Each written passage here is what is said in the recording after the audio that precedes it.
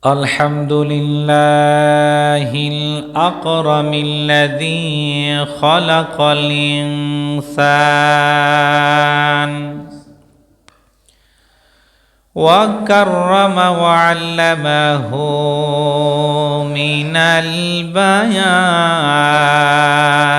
ما لم يعلم فسبحان الذي لا يحصى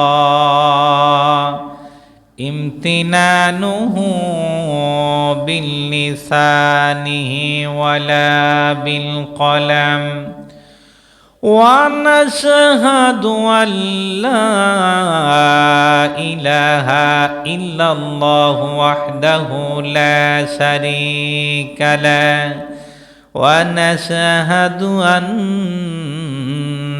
سيدنا ومولانا محمدًا عبده ورسوله الذي أوتي جوامع الكلم وكرائم الحكم ومكارم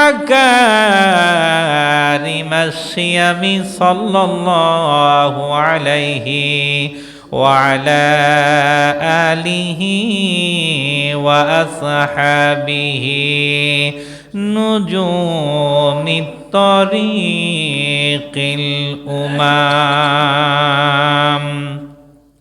فأعوذ بالله من الشيطان الرجيم بسم الله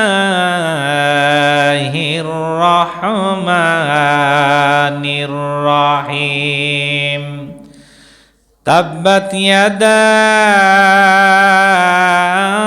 أبي لهب وتب ما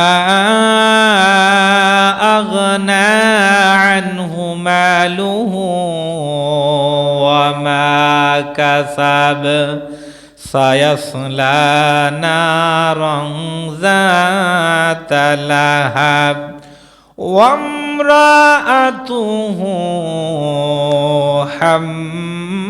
حمالة الحطب في جيدها حبل من مسد صدقت يا رب العالمين وقال رسول الله صلى الله عليه وسلم يقال لصاحب القرآن اقرأ وارتقي ورتل كما كنت ترتل في الدنيا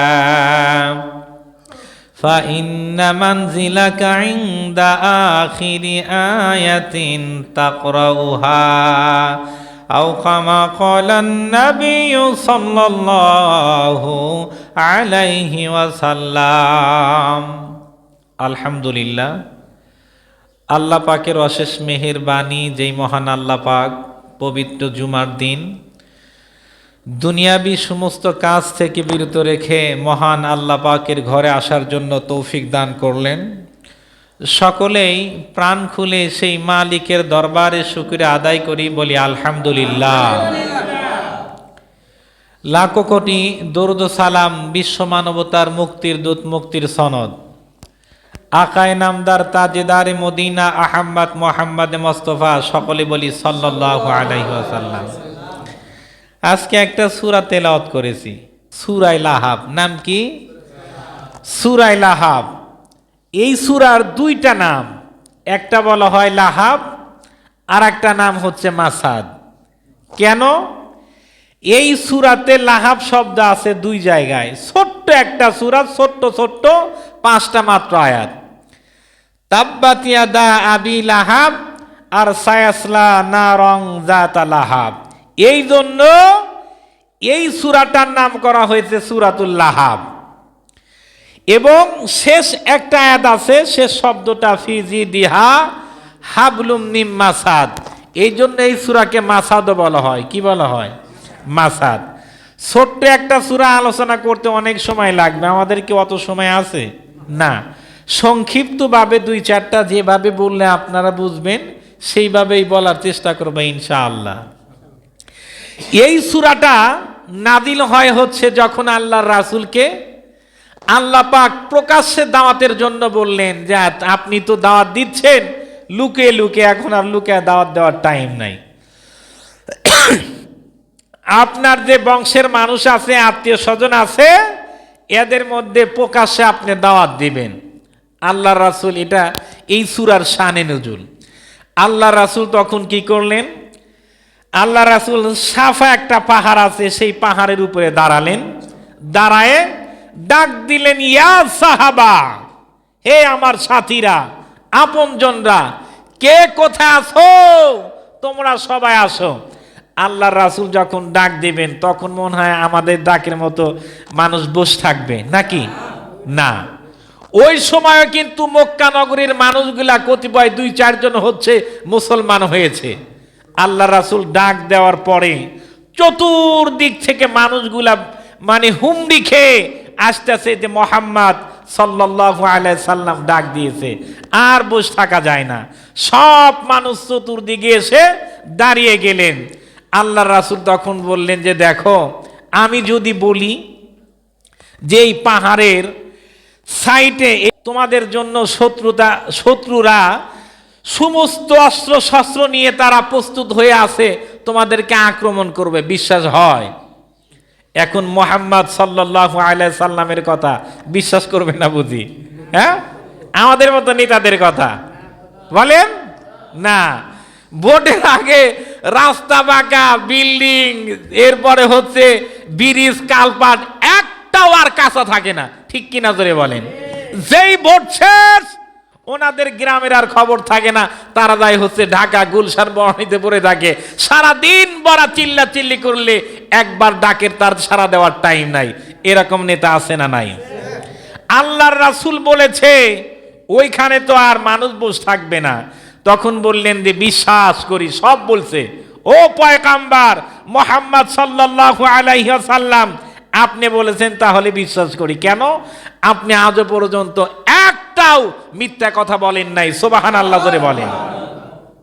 মুহাম্মদ সাল্লাল্লাহু আলাইহি সাল্লাম তার জিন্দেগিতে একটাও মিথ্যা কথা বলে নাই। আর আমরা উঠতে বসতে মিথ্যা কথা, চগলখড়ি, মানুষের দুশ্মন, দুশ্মন তো দুশ্মন, এবং ওলামায়ে কিরামদের বিরুদ্ধেও কথা বলে। এরকম মানুষ বাংলাদেশে আছে না নাই? আহারে,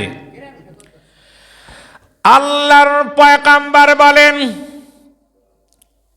আল্লাহ রাব্বুল আলামিন আমাকে নবুয়তি দিয়ে পাঠাইছে একমাত্র আপনাদেরকে সতর্ক করার জন্য। ইন্নাল্লাহা রাহমাতাল লিল আলামিন ওয়া হুদাল লিল আলামিন। আল্লাহর পয়গাম্বার বলেন, এ তামাম দুনিয়ার মানুষ শোনো গো, ইন্নাল্লাহা রাহমাতাল লিল আলামিন ওয়া হুদাল লিল আলামিন। আল্লাহ রাব্বুল আলামিন তামাম দুনিয়ার রহমত এবং তামাম দুনিয়ার মানুষের হেদায়েতের জন্য আমার আল্লাহ আমারে পাঠাইছে। সুবহানাল্লাহ, হেদায়েতের জন্য পাঠিয়েছে, আমাকে পাঠিয়েছে হেদায়েতের জন্য।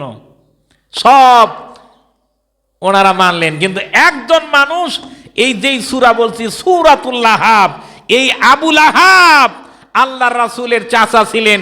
তখন ডাক দেয়া বলেন, হে মুহাম্মদ, তুই বুঝি এই জন্য আমাদের এখানে একত্রিত করছস, তুই ধ্বংস হ।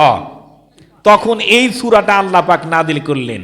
এখন আবু লাহাব বলছে তুই ধ্বংস হ, আর আল্লাহ বললেন তাব্বাত ইয়াদা আবি লাহাবি ওয়া তাব। মুহাম্মদ ধ্বংস হবে না, ধ্বংস হবি তো তুই, এবং তোর দুইটা হাত ধ্বংস হবে এবং তুইও ধ্বংস হবি। সুবহানাল্লাহ বলেন। এখন আবু লাহাবের কথাটা গ্রহণযোগ্য হবে নাকি আমার আল্লাহর গ্রহণযোগ্য হবে? আল্লাহ বলছেন তখন এই সূরাটা আল্লাহ রাসূলের উপর নাযিল করেছেন, তাব্বাত ইয়াদা, ইয়াদুন শব্দ অর্থ হচ্ছে দুই হাত, ইয়াদা এক হাত, ইয়াদুন। আল্লাহ রাসূলকে বললেন যে এ মুহাম্মদ আপনি বলে দেন, আপনি ধ্বংস হবেন না, ধ্বংস হবে আবু লাহাবের দুই হাত এবং ও নিজেও ধ্বংস হবে। একটু আওয়াজ দিয়ে বলতে হবে মারহাবা, আরো জোরে বলেন মারহাবা। কারণ দুনিয়াতে আদম আলাইহিস সালাতু ওয়াস সালাম থেকে শুরু করে যত পয়গাম্বররা আসছে, যত মানুষই বর্ষনা দিক আর তাদের বিরুদ্ধে কথা বলুক, একটা পয়গাম্বরের বিন্দু পরিমাণ ক্ষতি হয় নাই, ঠিক কিনা বলেন? পক্ষান্তরে যারা উলামায়ে কিরামদের বিরুদ্ধে নিয়েছে, ও যদি গড়ের কানিতে বসে জামাই বউ একসাথে বসেও যদি আলেমদের বিরুদ্ধে কথা বলে, স্বয়ং আমার আল্লাহ পাক তার বিরুদ্ধে নেমে যায়। সুবহানাল্লাহ বলেন। এর দুই হাত, এই দুই হাত মানে শুধু এই দুই হাত লুলা হয়েছে এমন না। হাত মানে কি, অনেক সময় আমরা ভোটের ক্ষেত্রে বলি যে অমককে ভোট দিয়ে ওনার হাতকে শক্তিশালী করুন, এর মানে কি শুধু হাতকে, ওনার হাতে শক্তি নাই, আমরা ভোট দিলে কি হাত শক্তিশালী হয় না। এর মানেই হচ্ছে সব বিষয়ই, দুনিয়াবি বিষয় হোক আর এই নেতৃত্বর বিষয় হোক আর জনগণের ক্ষমতা দিয়ে হোক, ওনারা ভোট দিয়ে ওনাকে ক্ষমতাশালী করেন, এটাই তো। আল্লাহর পয়গাম্বরকে বললেন, নবী আমার, আপনাকে আবু লাহাব ধ্বংসের কথা বলল, ও পয়গাম্বর আপনি তো ধ্বংস হবেন না, ধ্বংস হবে আবু লাহাব। আবু লাহাবের দুই হাত ধ্বংস হবে, এবং শুধু আবু লাহাবের দুই হাত না, ওর ছেলে সন্তান সম্পদাদি যা আছে আবু লাহাবের কোনো কিছুই কাজে আসবে না। একবার আওয়াজ দেয়া বলেন না সুবহানাল্লাহ। এ বৃদ্ধ বাবা, আপনাদেরকেও বলি, দুনিয়ার মধ্যে যদি কোনো মানুষ যদি কোনো আলেমের বিরুদ্ধে যায়, আল্লাহর কসম করে বলি ওর সন্তানাদি দিয়ে ওর কোনো উপকারের মধ্যে আসবে না, অর্থ সম্পদ কোনো উপকারের মধ্যে আসবে না। কেন না, এটা দুনিয়ার কোনো মানুষ বলে নাই, এটা আসমানের মালিক বলেছে হচ্ছে আমার আল্লাহ। কে বলেছে? আল্লাহ বলেছে, এটা আমি আপনি বলি নাই।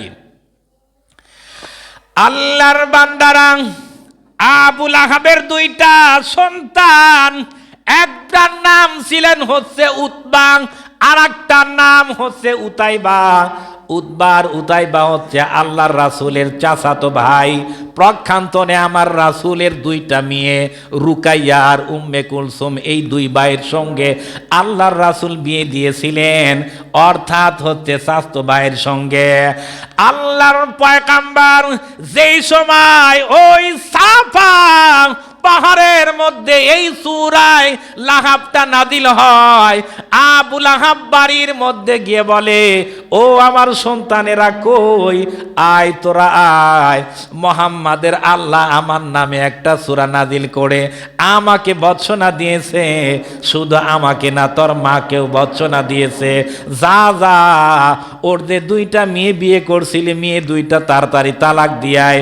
এখন বলেন তো দেখি, অনেক সময় অনেক শ্বশুর শাশুড়ির কথা শোনার পর দোষ থাক আর না থাক, স্ত্রীর উপর অনেক স্বামী জুলুম করে কি করে না? অনেক আছে দোষটা মায়ের, মাকে কিছু বলে না, বুঝায় না, বাবাকে বুঝায় না, কিন্তু বউরে যা পিটায়। এইরকম বলদ মার্কা পুরুষ আছে না নাই? দোষ যদি মায়ের থাকে মাকে বলতে হবে, ঠিক কিনা বলেন? নাকি মায়ের দোষ বলবে আর খাইতে দিয়ে বাড়ি, নাকি? জোরে বলি সুবহানাল্লাহ। সুবহানাল্লাহ না, বোর আর দোষ, মায়ের দোষ, এটা আপনার জাস্টিফাই করতে হবে।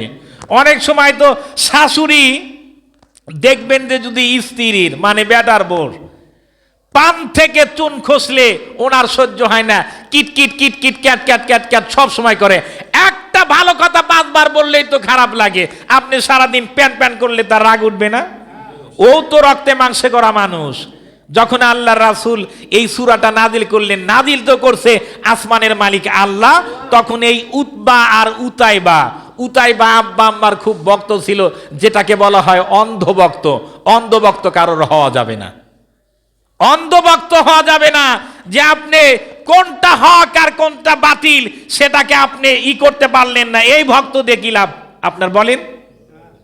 উতাইবা তখন আবু লাহাবকে বললেন, আব্বা যেহেতু মোহাম্মদের দুইটা মেয়ে আমরা দুই ভাই বিয়ে করছি, এখন যা তালাক দিমু, তালাক তো দিমু, আর মোহাম্মদকে চরমভাবে আমরা গালাগালি করে আসবো। এই দেখেন পুরা সংসার আসলে লম্বা হয়ে যাবে। একটা ফ্যামিলিতে দুইটা ছেলে, স্বামী আর স্ত্রী, এই 4 জন মিলেই সারাদিন ঘরের ভিতরে মোহাম্মদকে কেমনে করে ভৎসনা দেওয়া যায়, মোহাম্মদকে কেমনে করে মক্কা থেকে তাড়ান যায়, মোহাম্মদকে কেমনে করে লাঞ্ছিত করান যায়, এটা ঘরের মধ্যে তারা যদি আলাপ আলোচনা করে, শোনেতে একজন শেখে। এখন আপনারা বলবেন এই রকম মানুষ বাংলাদেশে আছে না নাই? আল্লাহর রাসূলকে যদি গায়েবী ভাবে দেয়, এটা মনে করেন না হুজুররা মানুষ বলতে হবে, আমরাও অনেকভাবে শুনতে পারি। এই রকম এলেম আল্লাহ পাক একজন আলেমকে দিয়েছে, সুবহানাল্লাহ কোন। আল্লাহর পয়গম্বর দোয়া করেছিলেন বদদোয়া, এরপরে উতাইবা একতলা একটা বিল্ডিং এর মতো বানাইয়া উতাইবা ওই যে বেডিং এর উপর তিনি রাত্রের মধ্যে ঘুমিয়ে আছেন, কিন্তু ঘুম তো আর ধরে না। একটু বলেন তো দেখি ঘুমের মালিকটাকে? আল্লাহর পয়গম্বরের বদদোয়াটা। এরপরে উতাইবা রাতের মধ্যে ঘুমায়, সব মানুষগুলা ঘুমের মধ্যে নিয়ে যেত। আল্লাহ পাঠায় দিয়েছে একটা ভাগ, এ ভাগ এই রক্ত, যেই রক্তর গন্ধটা তোর নাকের মধ্যে দিয়ে দিলাম, যেই মানুষটা আমার মোহাম্মদ এর সঙ্গে শত্রুতা করছে, ওকে তুই খাবি। নাকে বাগে আল্লাহ পাক তার রক্তর যে একটা গন্ধ, এই গন্ধটা দিয়ে দিছে। এখন বলেন প্রত্যেকটা মানুষের রক্তের গন্ধ কি এক? রক্তের গ্রুপ এক না, আল্লাহ তো পাঠিয়েছে, এটা আল্লাহর সৈনিক। আমরা সাধারণ মানুষ হলে আল্লাহর সঙ্গেও গাদ্দারি করি, একটা মাখলুক গাদ্দারি করে না, শুধু গাদ্দারি করাই হচ্ছে মানুষ। কোন মাখলুক আল্লাহর সঙ্গে গাদ্দারি নাই। বাঘ পাঠিয়েছে আবু লাহাবের সন্তানের যে দুর্গন্ধ, মানে রক্তের গন্ধ, এই গন্ধ দিয়ে সব ঘুমায় গেছে। চোখে ঘুম দেয় কে? আল্লাহ। ঘুমায় গেছে, বাঘ আইসে এসে লেকরে ক্ষুধার্ত বাঘ এসে একটা একটা করে শুইতেছে, একটার সাথেও ম্যাচ হয় না। চিন্তা করে আল্লাহ ভুল বাড়াইছে নাকি? একটা সবগুলা মানুষ দেখলাম একটার সঙ্গে ম্যাচ হয় না, মানে তখন উপর দিকে তাকায় দেখে যে সবার বেডিং এক জায়গায় জড়ো করে উপরে এক শয়তান শুয়ে আছে।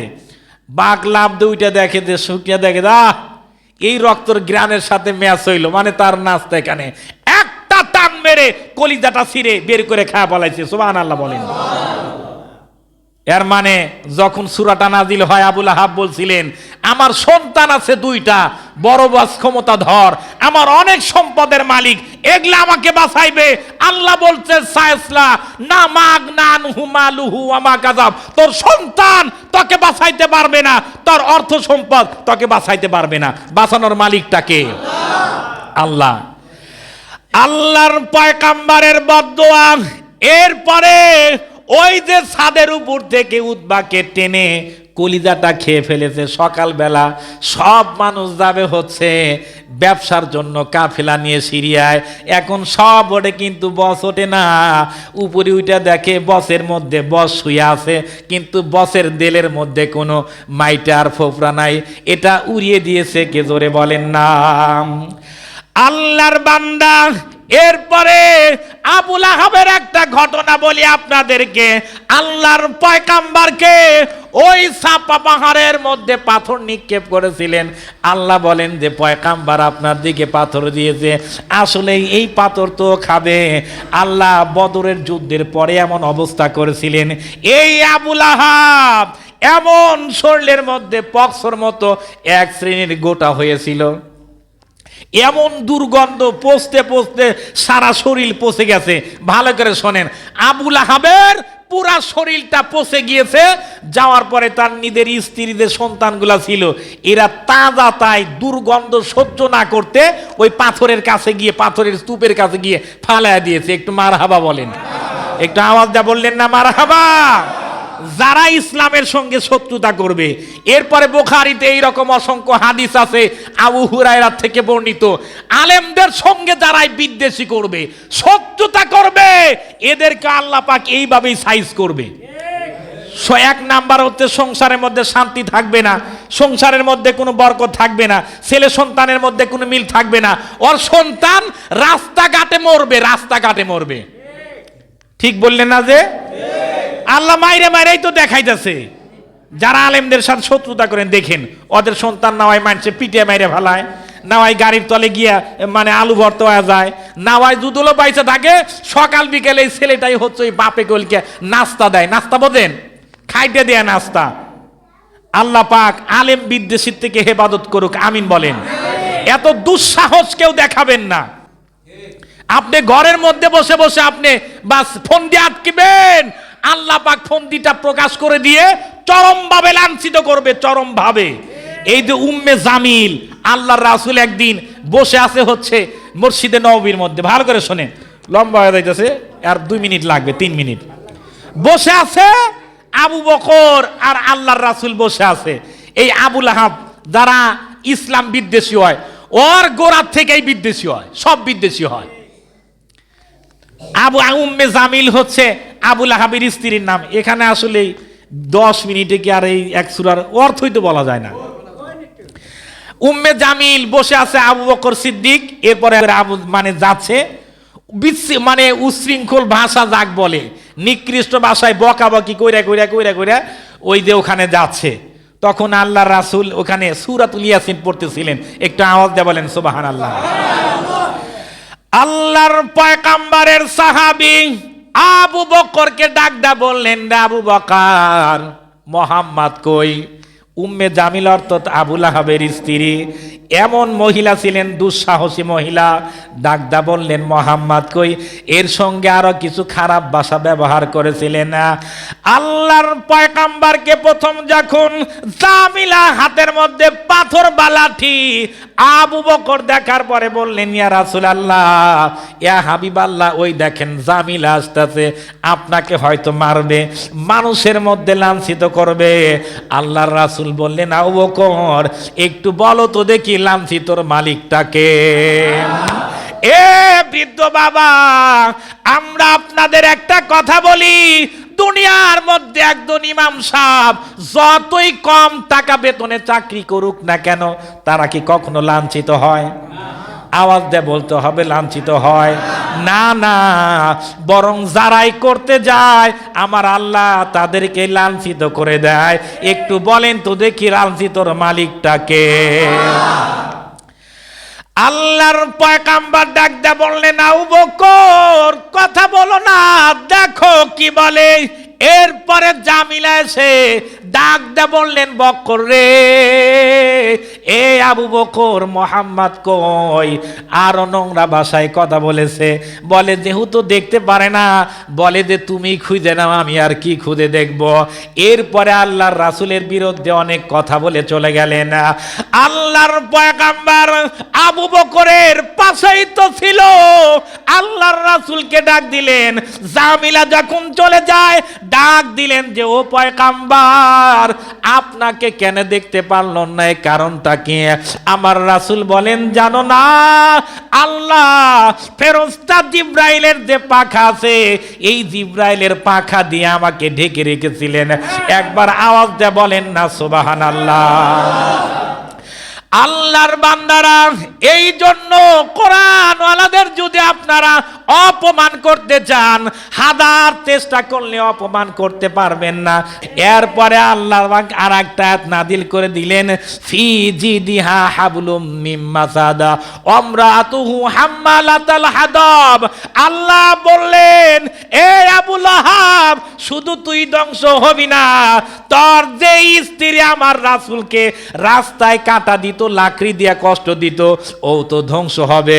একবার আওয়াজ দিয়ে বলেন না সুবহানাল্লাহ, আর আওয়াজ দিয়ে বলেন সুবহানাল্লাহ। আল্লাহর বান্দারা, এই জন্য দুনিয়ার মধ্যে যতদিন থাকবো আপাতত কোরআন ওয়ালার সঙ্গে শত্রুতা করব না। একবার আওয়াজ দিয়ে বলেন না আমিন।